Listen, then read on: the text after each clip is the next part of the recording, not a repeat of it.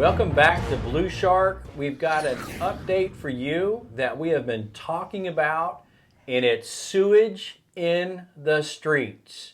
We've got photos, now we have videos.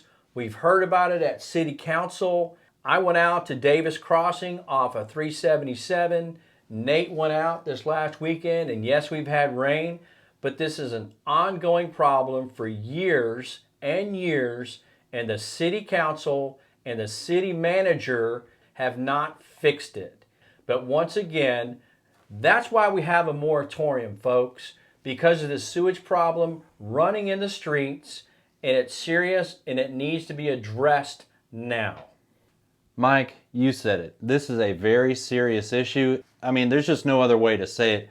This is disgusting. It's been talked about as a potential problem, but after doing a little looking into this is on record with the city having to come out and fix some of this stuff for years. The city council under current leadership, and you know exactly who I'm talking about, and the city manager have failed to get this issue resolved. You know, when people first told us about this, I think we said, oh, you know, maybe there is, maybe there isn't.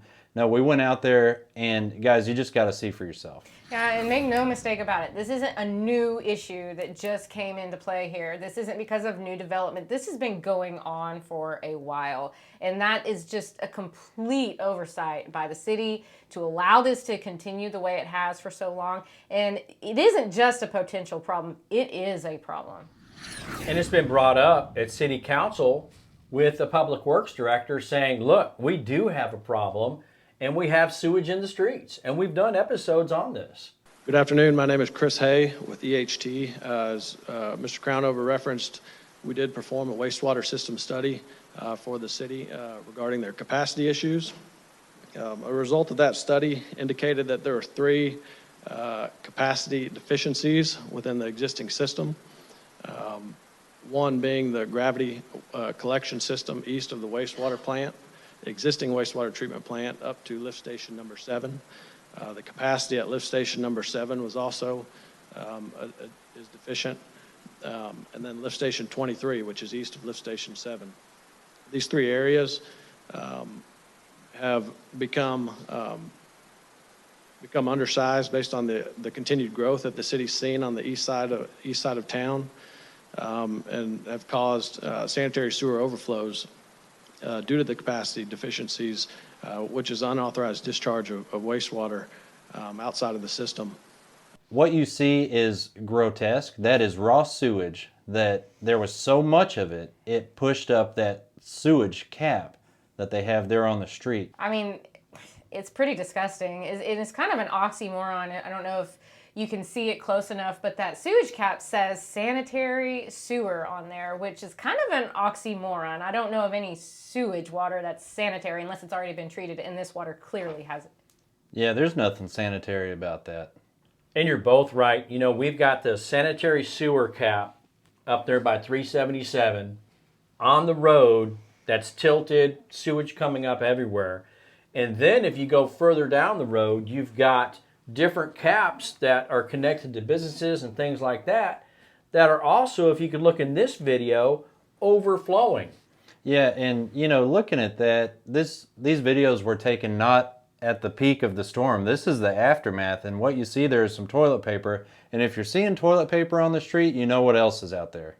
Right, and it goes from here, it goes down 377, it flows down the street, goes back into the creeks, and flows everywhere from there. And this isn't just some, third world country that we're talking about here where there's lack of development and lack of infrastructure. This is our own town where we have clearly got some major infrastructure issues with our sewer water. And I'll tell you, where they have that proposed plant, y'all probably saw the video a couple weeks ago, that area, half of it is in a floodplain. If we put a wastewater treatment plant there, we're going to be in big trouble with these raw sewage spills. This is just an occurrence of what happens when it rains.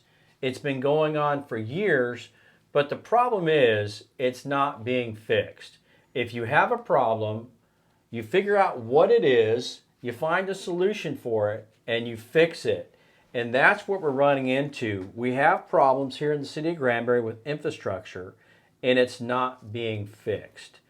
And it's been up to our local elected officials, our city manager, and everybody that's involved with the boards on saying, hey, what are you doing? Why aren't these fixed? And because they're not, that's why we need a change in our local government. And this is absolutely unexcusable behavior from our elected officials, our city managers, the people responsible for making sure that we don't have raw sewage flowing through our streets. And guys, as we head into this special election, I want you to look at these candidates and ask, who's ignoring these problems and who's talking about them? Because I'll tell you, Tony Mobley, who's running for mayor, unfortunately, is trying to ignore this, downplay it, and discard it, and he's got help by the local newspaper. Right, and you know, once again, this is not the first occurrence. No. This is not a problem that people are picking on people because, hey, it's a new occurrence, you haven't fixed it. Well, I understand it takes time to fix some of these issues. Right. But years? Yeah, it's not an overnight solution, obviously, but I think there's been plenty of nights in between now and then since this problem has surfaced that this problem shouldn't still be there. And folks, it's about infrastructure, infrastructure, infrastructure.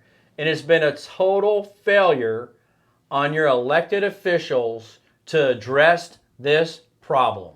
And it won't stop until we elect new people in office that will fix this problem and not hide it. This is Blue Shark looking out for the citizens of Hood County, shining a light on your elected and appointed officials. Shark Show out.